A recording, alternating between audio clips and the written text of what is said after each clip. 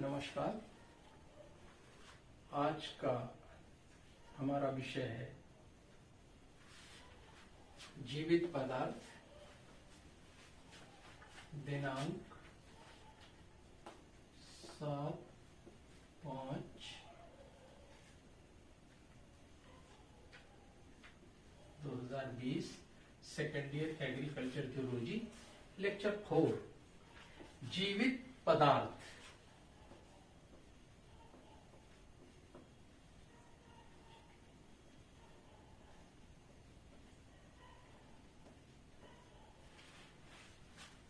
Living matter.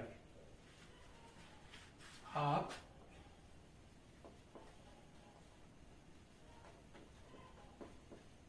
भली भांति जानते हैं कि पौधे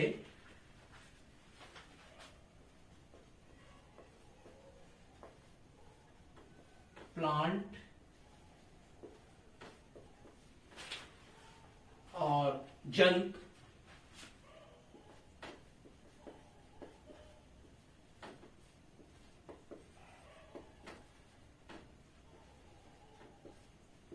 बैक्टीरिया, जीवाणु,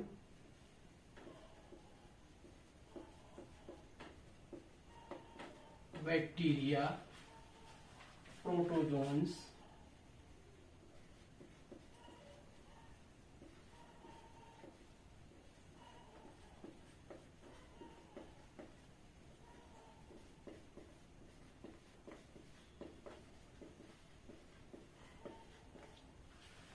तथा वायरस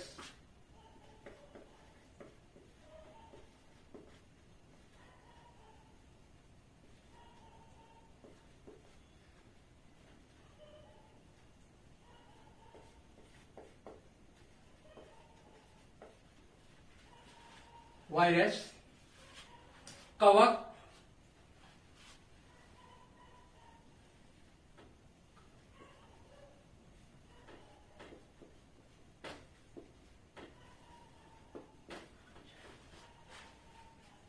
आप अच्छी तरह जानते हैं कि पौधे प्लांट हैं, जंतु हैं, जीवाणु हैं, प्रोटोजोन्स हैं, विषाणु वायरस हैं, कवक फंजाई हैं। ये सजीव हैं। फंजाई आदि सजीव हैं। विषाणु, इसमें जो विषाणु है, विषाणु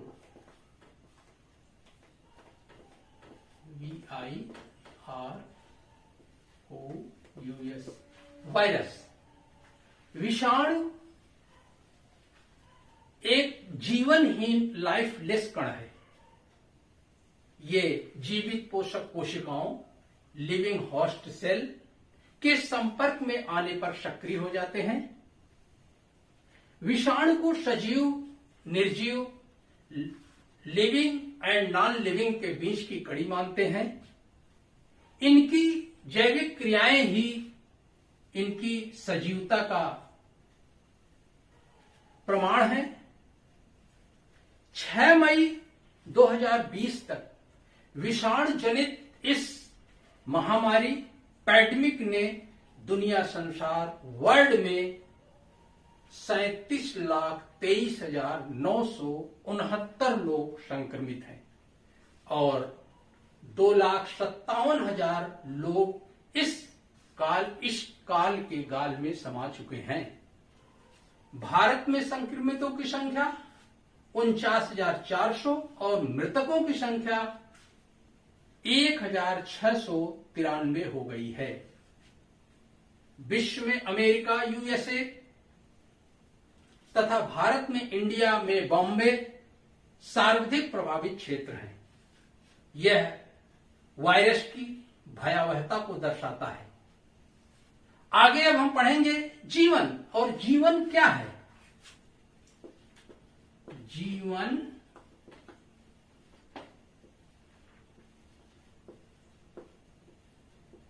क्या है? जीवन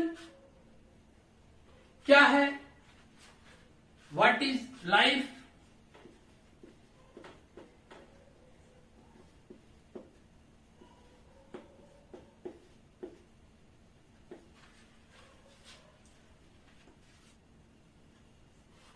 व्हाट इज लाइफ?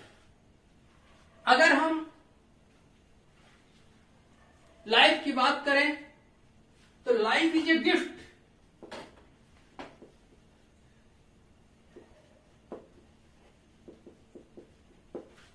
लाइफ क्या है? लाइफ एक उपहार है। Life is a gift. Life is a journey.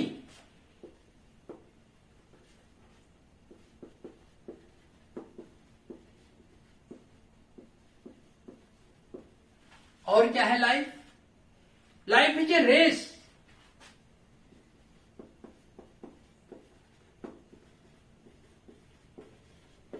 Race.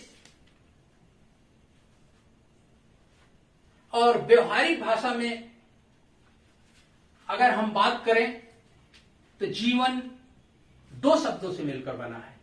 Number एक जीव और नंबर दो वन।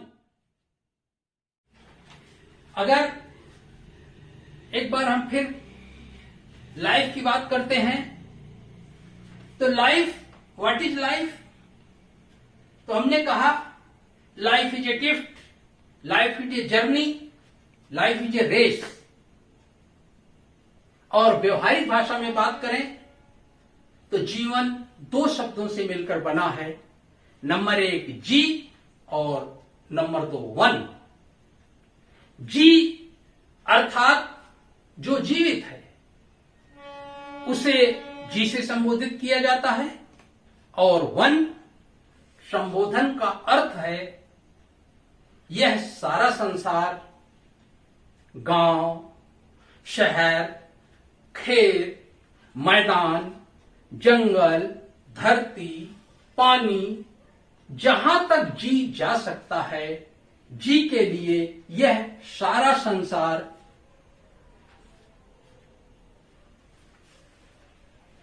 जहां वन है। ये सारा संसार क्या है? जहां है, वन है। अर्थात जी का इस वन में जीना ही, जी का इस वन में जीना ही जीवन है।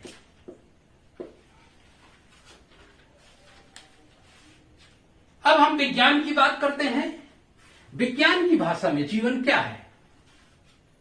विज्ञान की भाषा में जीवन संगठित पदार्थ या भूत द्रव्य, ऑर्गेनाइज्ड मैटर, जीव द्रव्य, प्रोटोप्लाज्म की सदैव सक्रिय एवं परिवर्तनशील दशा को ही जीवन कहते हैं।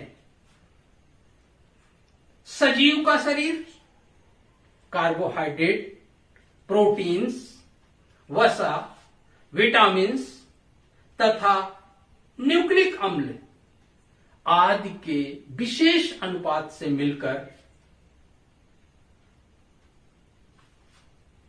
जीव द्रव्य, प्रोटोप्लाज्म से मिलकर बना हुआ है। इसीलिए हम प्रोटोप्लाज्म का जीवन का भौतिक आधार मानते हैं। जीवन ऊर्जा, और हमारे जीवन में ऊर्जा का क्या स्रोत है? तो जीवन में ऊर्जा, पृथ्वी पर ऊर्जा का मुख्य स्रोत सूर्य या सन है। सजीव को कार्य करने के लिए ऊर्जा, ऊष्मीय ऊर्जा, विकिरण ऊर्जा, रासायनिक ऊर्जा, यांत्रिक ऊर्जा, विद्युत ऊर्जा, विभव ऊर्जा आदि के रूप में प्राप्त होती है। अमेरिकन वैज्ञानिक लिंडमैन के अनुसार एक स्तर से दूसरे स्तर पर ऊर्जा का स्थानांतरण केवल 10% भाग ही होता है। यही ऊर्जा के 10% का नियम भी कहलाता है। इस प्रकार से अगर हम सरल भाषा में जाने तो एक माध्यम से ऊर्जा दूसरे माध्यम में केवल 10% ही स्थानांतरित होती है। आगे हम सजीवों के लक्षण, कैरेक्टरिस्टिक्स ऑफ लिविंग थिंग की बात करेंगे। सजीवों में संगठनात्मक और क्रियात्मक विशेषताएं होती हैं। सजीवों में संगठनात्मक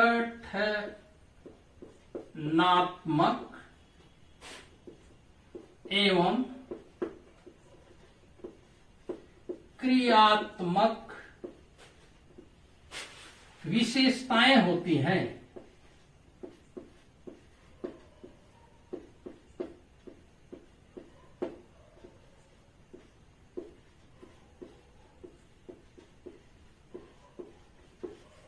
क्या है ये? सजीवों में संगठनात्मक और क्रियात्मक विशेषताएं होती हैं। इनमें नंबर 1 आकृति और आकार।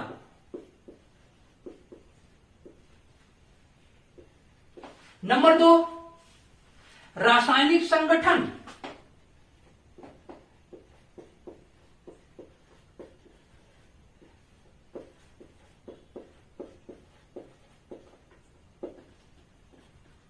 और नंबर 3 कोशिकीय संगठन।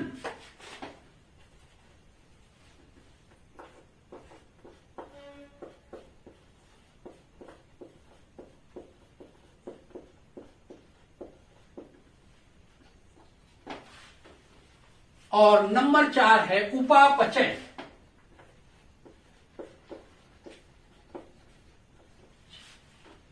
नंबर 5 गमन और गति।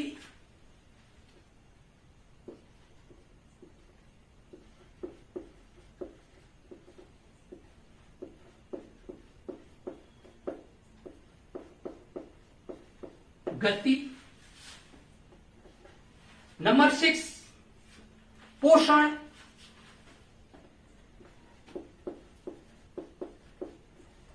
नंबर 7 वृद्धि।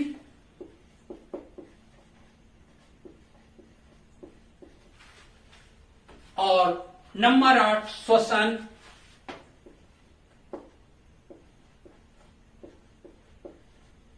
नंबर 9 उत्सर्जन। उत्सर्जन। 10वां प्रतिक्रियाशीलता।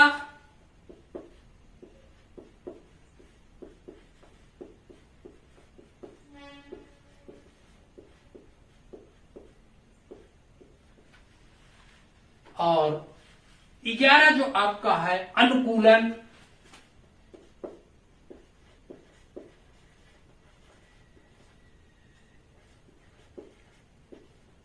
12 प्रजनन। अंतिम 13 जो है उद्विकास।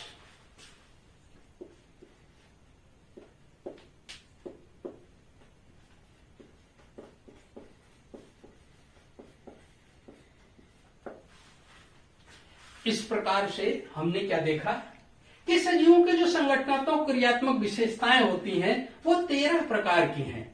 अब इन विशेषताओं के बारे में हम थोड़ा थोड़ा अध्ययन करते हैं। और इसमें सबसे पहले आकृति और आकार की बात करते हैं। आकृति और आकार की जब बात करते हैं तो हम देखते हैं कि जंतुओं के आकृति और आकार निश्चित होते हैं और इनमें नियंत्रित ग्रोथ होती है, वनस्पतियों में अनियंत्रित ग्रोथ होती है। रासायनिक संगठन। हमारा शरीर विभिन्न प्रकार के कार्बनिक और अकार्बनिक रासायनिक तत्वों से मिलकर बना है। इस प्रकार से हम ये कह सकते हैं कि हमारे शरीर के अंदर कोशिका के अंदर उपस्थित कोशिकांग, प्रोटोप्लाज्म आदि सभी विशेष रासायनिक तत्वों के संगठन के द्वारा निर्मित है। कोशी संगठन, हम जीव के वर्जन के बारे में अगर अध्ययन करें, पहले मुर्गी पैदा हुई कि अंडा, तो उसमें वैज्ञानिकों ने सिद्ध कर दिया है कि पहले अंडा पैदा हुआ, अर्थात एक कोश की जंतुओं का निर्माण हुआ। इस प्रकार से हम कह सकते हैं कि हमारे शरीर का जो गठन है एक कोश की है और बहुकोश की है। कुछ शरीर एक कोश की जंतुओं से निर्मित है और कुछ बहुकोश की जंतुओं से निर्मित है, और इन कोशिकाओं से मिलकर अंग मिलकर अंगतंत्र, और अंगतंत्र आपस में मिलकर शरीर की संरचना का निर्माण करते हैं। उपापचय, मेटाबॉलिज्म, ऊर्जा के लिए हमारे शरीर में पाचन तंत्र है। भोजन ग्रहण करने के बाद मेटाबॉलिज्म क्रियाओं के द्वारा भोजन जटिल रासायनिक तत्वों से सरल रासायनिक अणुओं में तोड़कर मेटाबॉलिज्म क्रियाओं के द्वारा अमीनो अम्लों में बदला जाता है, जिसमें विभिन्न प्रकार के पोषक तत्व अमीनो एसिड्स हमारे शरीर के ऊर्जा के रूप में संरक्षित होते हैं। आगे बढ़ते हैं, गमन और गति। ये जीवधारियों का एक महत्वपूर्ण लक्षण है। प्रत्येक जीवधारी, प्रत्येक सजीव में पौधों को छोड़कर जंतुओं में एक स्थान से दूसरे स्थान पर गति और गमन करने की क्षमता होती है। ये एक इनका बहुत महत्वपूर्ण लक्षण होता है। पोषण, कार्य करने के लिए हमें ऊर्जा की आवश्यकता होती है और ऊर्जा के लिए हमें भोजन पर निर्भर होना पड़ता है। मनुष्य परपोषी है, हरे पौधे स्वपोषी हैं। सूर्य के प्रकाश की उपस्थिति में पौधों के द्वारा तैयार किया गया भोजन मनुष्य अपने उपयोग में लाता है, और इस प्रकार के विभिन्न प्रकार के पादपों से उनके फल, फूल, तना, पत्ती, जड़ आदि को भोजन के रूप में जंतु इस्तेमाल करते हैं। वृद्धि एक इसका महत्वपूर्ण लक्षण है, और जो जन्म से जीवन पर्यंत चलने वाली क्रिया है। जंतुओं में कुछ निश्चित आयु तक हार्मोन की सक्रियता के कारण वृद्धि होती है, लेकिन पादपों में यह क्रिया सतत गतिमान रहती है। श्वसन, रिस्पायरेशन, हमारा जीवन प्रकृति पर निर्भर है। प्रकृति के द्वारा हमें ऑक्सीजन गैस मिलती है,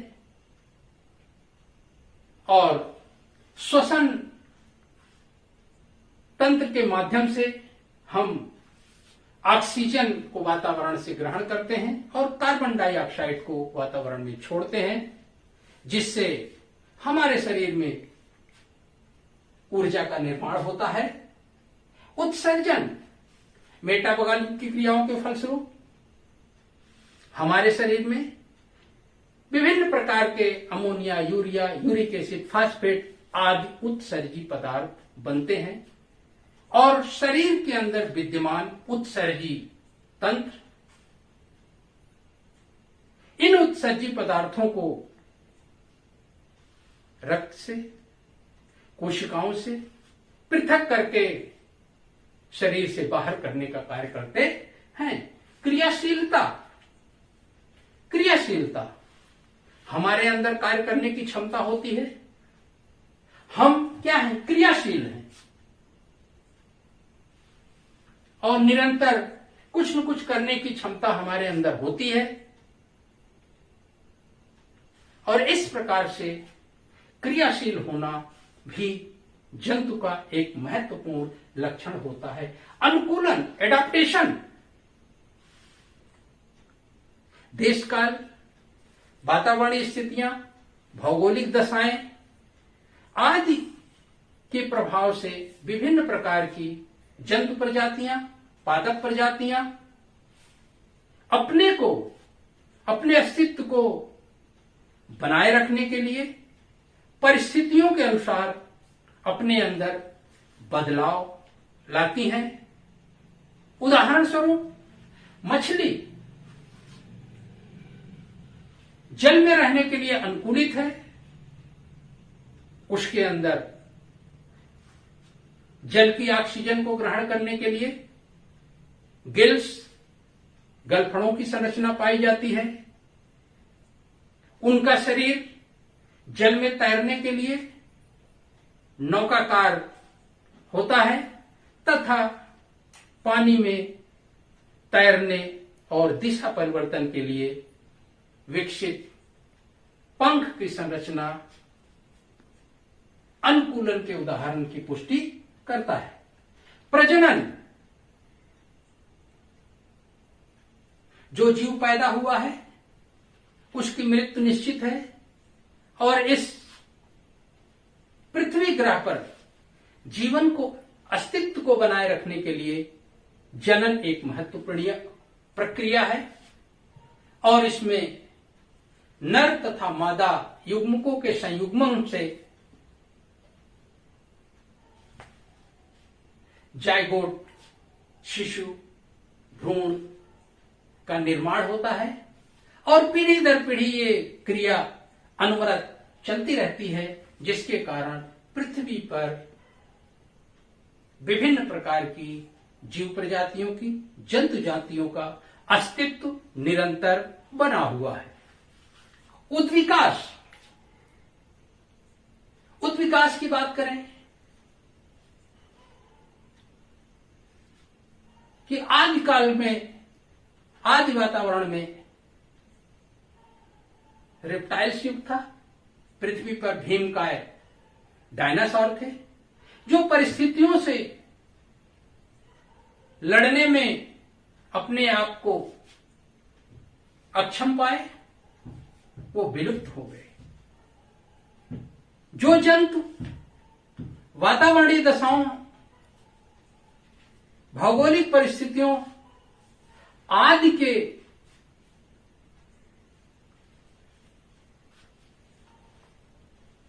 परिस्थितियों को अपने अनुकूल बनाने के लिए नियत प्रयासरत रहते हैं, हजारों लाखों साल बाद उनमें एक नया परिवर्तन देखने को मिलता है।